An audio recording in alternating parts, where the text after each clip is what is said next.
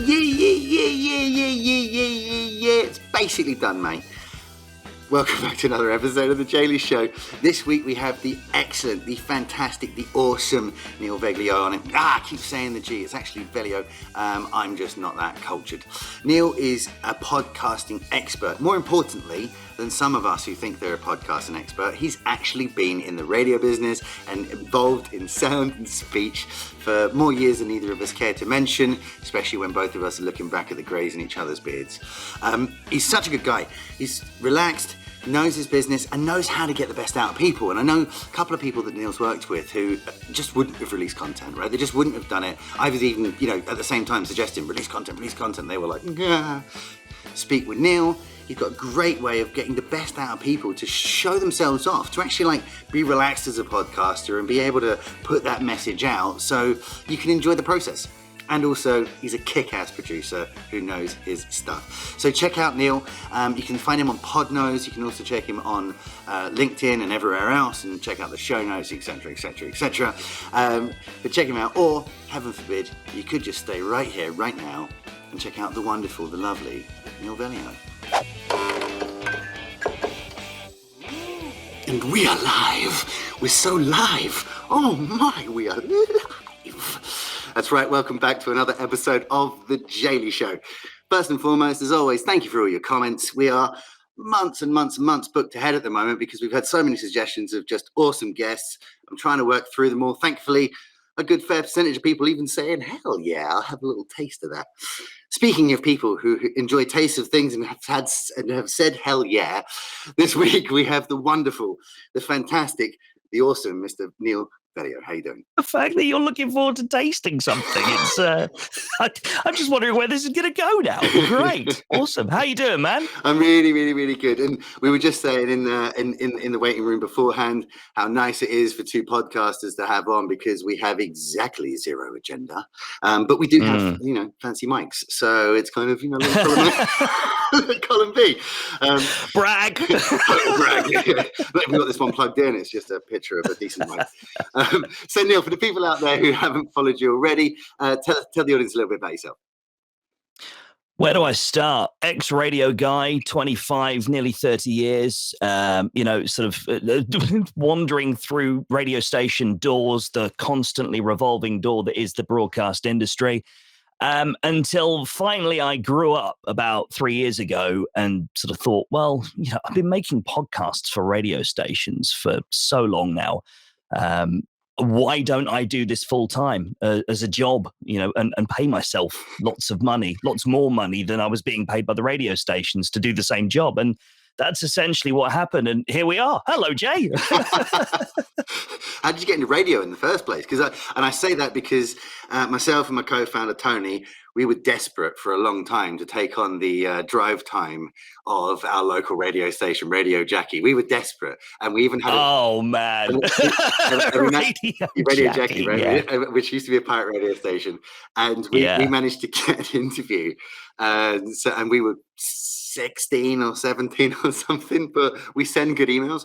So we managed to get ourselves in a room in Radio Jackie and we sat there and they were like, so why do you think you're good for the drive time? And we were like, we listened to it, man. It's good. We can do this too. He's funny. I'm funny. That's a qualification, isn't it? I've got ears. That should get me in. We're in a band, don't you know? We know music, man. So how did you get into radio?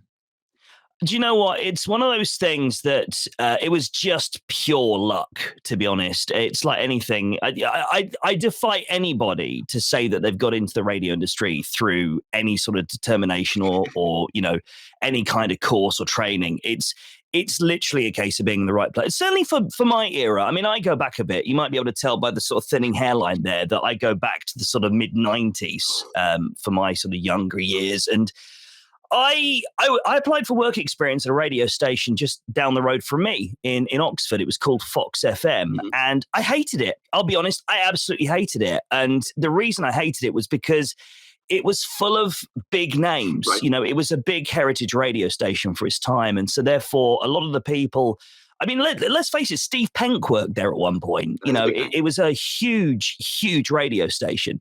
And I went in there and I thought, this isn't really for me, but I still love the idea of it because I've been making tapes in my bedroom since I was about 7.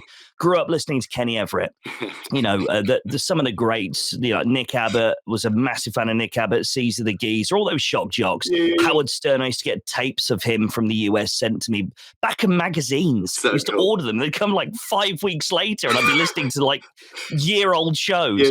But I loved it. And I thought, I'm not going to let that one experience ruin this for me. I really believe I got something here. I think that there's some creativity. I was making music in my bedroom as well. I just loved sound. I loved the whole creative of sound. And I went to work for a really tin pot little radio station in Gloucestershire called Boss 603, playing Cheltenham's classic hits. And it was just literally the most turgid music you've ever heard. It was like album tracks that were at the bottom of the Duran Duran's worst hit CD. Track 9. Oh, no. Yeah, the one that wasn't Girls on Film. Yeah. And I loved it. It was so much more me. The people that worked there, they were mavericks. They were trying things on the air. They were really friendly. They were lovely people. They were going out and meeting the public, which was, for me, that was a big part of this, that I wanted to connect with audiences, which, I've carried throughout my career essentially. But it was literally a case of somebody was sick. I was in making myself useful, tidying the CDs away, vacuuming up the boss's office, making the coffee. And this one guy just one day just decided he was done and he didn't turn up. He phoned in sick and the boss said, Neal, you've been here for 3 weeks now? I went, yes, with the high-pitched voice that I didn't have trained back then. He's like, how do you fancy doing his mid-morning show? And I went, I wouldn't have the first idea what I'd be doing, but sure. So there I am spending 4 hours hitting random buttons, jingles going everywhere, songs finishing after 10 seconds, me talking so the microphone's up there and I'm over here. Good morning. Welcome along. Just an absolute disgrace. But for some reason they liked it and they said, we're going to give you a weekend job. And that's really the start of it. Incredible. Yeah. And the thing is, it's incredible about that as well, is like you just jumped into the worst possible situation live and broadcast. I still have nightmares now. I haven't done a show. I'd call it in anger. I've done voice tracking bits and pieces, which is where you sit down and you record it for a radio station that plays it out 3 days later, more recently. But about 3 years ago, since I did a radio show in anger live, and I still now dream about the song running out, not knowing where the microphone fader is, not knowing how to, get the song down and fade it. It's ridiculous. And the rules it's a big part of your life. And the rules you have to adhere to, there can't be an X amount of silence. You have to make sure it's going on. Like I have I have shades of that same anxiety with a LinkedIn live show. And the only one who's putting rules in this, bar LinkedIn saying don't do it regular and don't do 2 or 3 things, are us. Like we want to keep it consistent. Yes. We want to keep it at these places because we know that works for getting messaging out. But, something happens, Neal can't make it. We don't have to go live. Like we're not going to find $100,000 every second that we have over silence or anything like that. Jumping in like that to a live show with all of that anxiety of like, is this going to be good? Have I got enough to say? Am I going to get into a place where I've just talked myself into a weird hole? And like, which happens. Maybe more to me than you. No, incredible. But amazing training ground. I mean, that's learning on the front line. I mean, what I'd say to you on that, I've got massive props for people like yourself, because what you've done is you've got out your comfort zone and you're doing this. I get people nagging me on a daily basis that really know a lot more than me about content. And they're saying, Neal, why aren't you doing lives? Why, I've got LinkedIn Live. I haven't used it. Yeah. And I've been told as recently as yesterday, if you don't use it, you're going to lose it. Yeah. And I'm like, yeah, but I'm not. There's a reason why I became a podcaster, because I can chop the crap. That's the whole point. Have you heard how clever I sound after a good edit?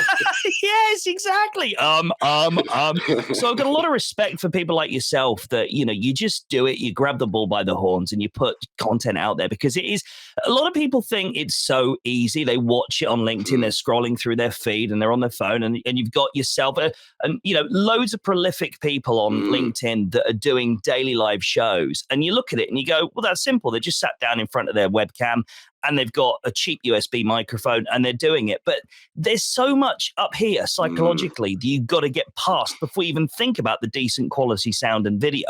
Yeah. So yeah, props, man. Any of those people out there doing it on their own as well are heroes to me, because as I was saying before the show, I don't know how to do technical stuff. I'm very lucky that it's what we do.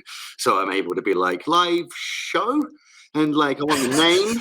Is that possible? And like, Neal should have a name too. Cool. And like, I don't know, intro. And they're like, yeah. And like, stuff just happens behind the scenes.